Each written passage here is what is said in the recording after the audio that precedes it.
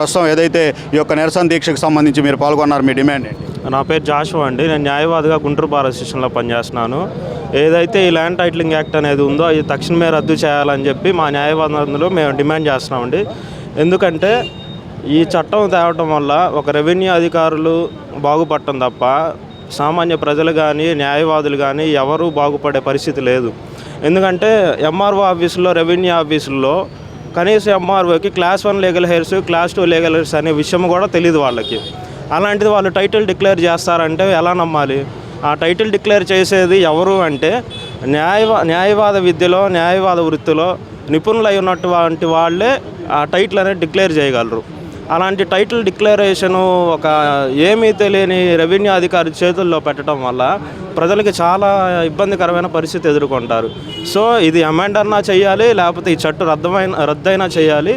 ఏదైనా కానీ మేము న్యాయవాదులందరూ ఈ చట్టం రద్దు కావాలని చెప్పి మా సాయశక్తిలో మేము పోరాడతాము. అంటే సార్, ప్రస్తుతం ఇక్కడ జరుగుతున్నటువంటి చూస్తే ప్రభుత్వం కావచ్చు, అధికార పార్టీకి సంబంధించి కావచ్చు, వీళ్ళంతా చేసేటటువంటిది ప్రజలకు హాని కాదు, వాళ్ళకి కేసులు లేక చేస్తున్నారనేటటువంటిది వాళ్ళ ప్రజల మీద ఒక అభిప్రాయాన్ని చొప్పేస్తున్నారు.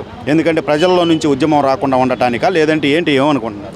ప్రజల్లో నుంచి ఉద్యమం రావటానికంటే ప్రజలకు మనం చెప్పాలండి. ప్రజలకు మనం చెప్పాలి. వాళ్ళకి తెలియదు.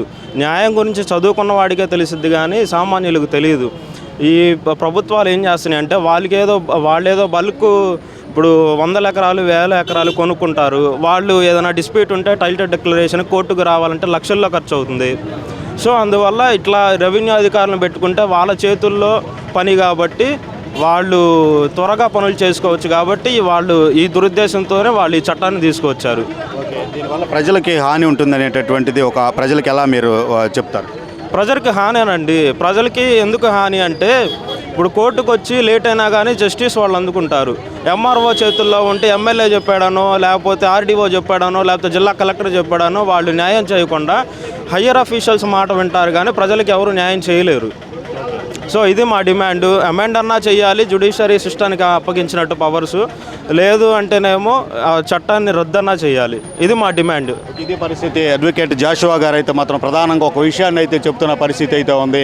100 ఎకరాలకు సంబంధించి భూములు కొనుగోలు చేసినటువంటి ఎవరైతే పొలిటికల్ వ్యక్తులు ఉంటారో, ప్రభుత్వాలతో సంబంధాలు ఉన్నటువంటి వ్యక్తులు ఉంటారో వాళ్ళకే అనుకూలం ఇది. ఎందుకంటే కోర్టులు డిస్ప్యూట్ వచ్చినప్పుడు 100 ఎకరాలకు సంబంధించి కోర్టుకు వస్తే కనుక ఎక్కువ వ్యయం ప్రయాసతో కూడిన పరిస్థితి కాబట్టి దాన్ని షార్ట్ కట్ చేసుకునేందుకు ఏదైతే ఇది ఒక మార్గం అనేటటువంటిది ఈ చట్టం ద్వారా అధికారితో ఏదైతే కుమ్మక్కై ఒక ప్రభుత్వం యొక్క ఒత్తిడితో, ఏదైతే పొలిటికల్ పవర్ ఒత్తిడితో అధికారి చేత తమకు సంబంధించినటువంటి కార్యక్రమాలన్నీ కూడా చక్కబెట్టుకోవచ్చు అనేటటువంటి ఒక ప్రయోగం ఉండొచ్చు అనేటటువంటి ఒక అభిప్రాయాన్ని అయితే మాత్రం జాషువా గారు తెలియజేసిన పరిస్థితి. ఏదైతే ప్రజలు తెలుసుకోవాల్సిన అవసరం ఉంది, దీనికి సంబంధించి ప్రజలు కూడా ముందుకు వచ్చి ఈ యొక్క ఉద్యమాన్ని కొనసాగించాల్సినటువంటి అవసరం ఎంతైనా ఉంది.